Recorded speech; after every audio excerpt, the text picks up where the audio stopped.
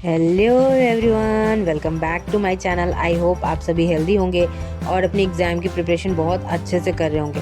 I am Prerna Sinha and I make videos on a computer science topic. और अभी जो series हमारी चल रही है वो चल रही है कंप्यूटर नेटवर्किंग के लिए, और जिसमें हम टारगेट कर रहे हैं बीपीएससी टीआरई 4.0 एग्जामिनेशन को। उसके अलावा भी अगर आप कोई भी एग्जामिनेशन टारगेट कर रहे हो जो कंप्यूटर साइंस पे बेस्ड है, कंप्यूटर नेटवर्किंग के लिए है इंपॉर्टेंट, तो आप बिल्कुल सही जगह पे हो। और आज की वीडियो में हम डिस्कस करेंगे गाइडेड और अनगाइडेड मीडिया को। तो वीडियो को स्टार्ट करते हैं, बट स्टार्ट करने से पहले प्लीज़ अगर चैनल को नहीं सब्सक्राइब किया तो प्लीज़ सब्सक्राइब कर दो। आज की वीडियो में जो टॉपिक हम लोग डिस्कस करने वाले हैं वो है गाइडेड मीडिया और अनगाइडेड मीडिया। ट्रांसमिशन मीडिया क्या होता है, उसमें इंटरफेरेंस क्या होते हैं, ये चीज़ें मैंने लास्ट वीडियो में देखी थी। तो आज के वीडियो में स्टार्ट करते हैं कि गाइडेड मीडिया क्या होता है। अब देखो, गाइडेड मीडिया क्या है, एक कहने का मतलब है कि एक फिजिकल ट्रांसमिशन मीडियम है। क्या है? Physical transmission medium. अब ये मीडियम क्या करता है? ये गाइड करता है सिग्नल को एक स्पेसिफिक पाथ के लिए, ठीक है, कम्युनिकेट करने के लिए। गाइडेड मीडिया स्पेसिफिक पाथ किस चीज़ के लिए? कम्युनिकेशन के लिए। क्या है गाइडेड मीडिया? एक फिजिकल ट्रांसमिशन मीडियम है जो कि गाइड करता है, किसको गाइड करता है? सिग्नल को। किस चीज़ के लिए? स्पेसिफिक पाथ के लिए, ताकि वो अच्छे से कम्युनिकेट कर पाए। Simple words, guided media specific path. इसमें क्या यूज़ होता है? केबल्स और वायर्स यूज़ होते हैं, जहाँ पे data signal transmitted directly between devices, ठीक है। डेटा जो होता है वो डायरेक्टली डिवाइसेस के बीच में ट्रांसमिट होता है, ठीक है। केबल्स और वायर्स यूज होते हैं। गाइडेड मीडिया इंश्योर करता है कि इसमें कोई भी सिग्नल में कोई इंटरफेरेंस नहीं आए और हायर डिग्री कंट्रोल हो, ठीक है, as compared to unguided media. Clear है? आई होप कि गाइडेड मीडिया क्या है। एक बार शॉर्ट में बताती हूँ। गाइडेड मीडिया स्पेसिफिक पाथ, ठीक है, cables and wire used for data signal and higher degree of control, ठीक है, एंड लेस सिग्नल इंटरफेरेंस। ये 4-5 पॉइंट्स हैं जो अगर कीवर्ड्स कहीं दिखे तो ये बात हो रही है गाइडेड मीडिया की। अब देखते हैं गाइडेड मीडिया के टाइप्स कौन कौन है। सबसे पहला है हमारा ट्विस्टेड पेयर केबल। अब ट्विस्टेड पेयर में क्या है? एक बेयर वायर होता है, उसके ऊपर ट्विस्टेड पेयर होता है और ऊपर से कवर होता है, जैकेट जिसको कहते हैं। देखो, उसके बाद क्या है गाइडेड मीडिया में, क्या कह रहा है कि, एक मिनट, पेन का कलर चेंज कर।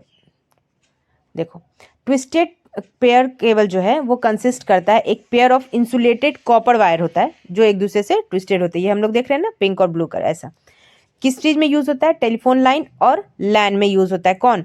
Twisted pair cable. Twisted pair cable दो तरह के होते हैं, अनसील्ड होता है और दूसरा सील्ड ट्विस्टेड पेयर केबल होता है। एडवांटेज क्या है इसका? कॉस्ट इफेक्टिव है और इजी इंस्टॉलेशन। किसकी बात हो रही है? ट्विस्टेड पेयर केबल की। डिसएडवांटेज, बैंडविड्थ लिमिटेड होता है और इसमें इंटरफेरेंस ज़्यादा इफेक्ट कर देता है। Okay, twisted pair cable clear है आई होप। और जो कि क्या है, एक गाइडेड मीडिया। गाइडेड मीडिया क्या होता है? कम्युनिकेशन के लिए एक स्पेसिफिक पाथ डिसाइड करता है। दूसरा दूसरा देखते हैं गाइडेड मीडिया है हमारा कोएक्सियल केबल। कोएक्सियल केबल में क्या होता है? एक सेंट्रल कोर होता है, कंडक्टर होता है जो कि सराउंडेड होता है किस चीज़ से? इंसुलेटर से।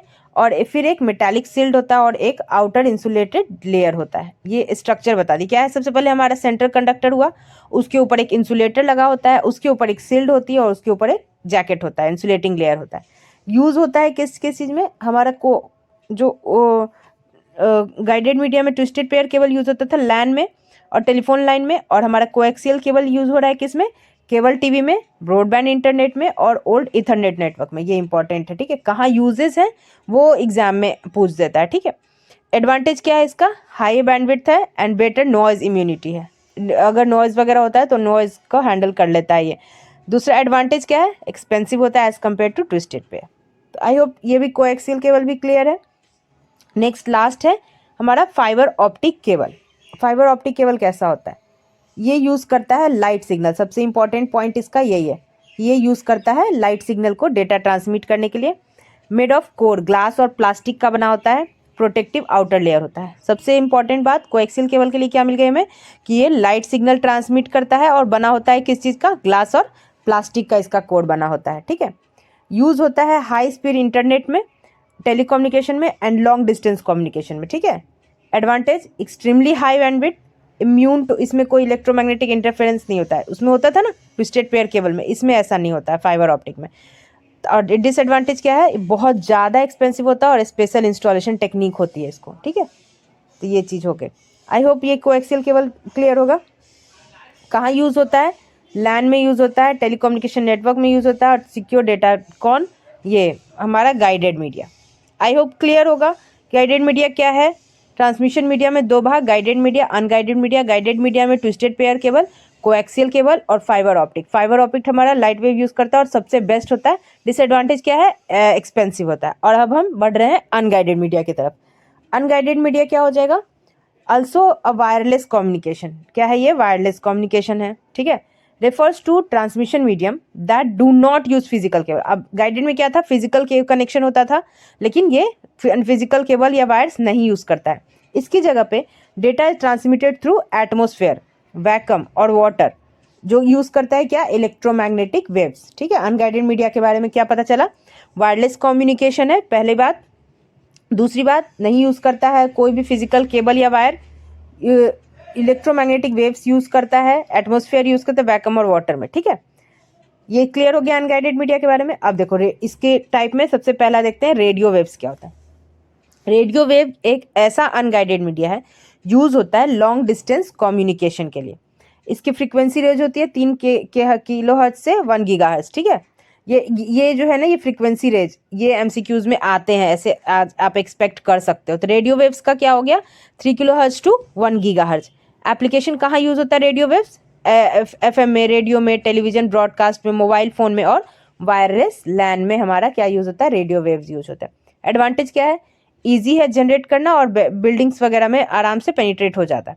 Disadvantage, interference and signal miss होने पे, लॉन्ग डिस्टेंस पे सिग्नल क्या होता है? वो मिस होने लगता है। ऑब्वियसली एफएम का रेंज अगर नहीं मिलता है तो नहीं, हम गाने नहीं सुन पाते हैं। तो इससे ये हो जाएगी कि अगर डिस्टेंस बढ़ गया तो सिग्नल मिस हो जाता है। ये हो गया रेडियो वेव्स। क्या पता चला? सबसे इंपॉर्टेंट यहाँ पे क्या है? 3 किलो हर्ट्ज से 1 गीगाहर्ट्ज इसका फ्रीक्वेंसी रेंज है। एग्जाम्पल क्या गया? Radio, television, broadcasting, AM, FM, wireless LAN, ठीक है। डिसएडवांटेज ये किया है कि डिस्टेंस अगर दूर हो जाता है तो ये डेटा सिग्नल डिस्टॉर्टेड होता है, ठीक है, डिग्रेड कर देता है। रेडियो वेव्स क्लियर है अनगाइडेड मीडिया में। दूसरा बढ़ते हैं।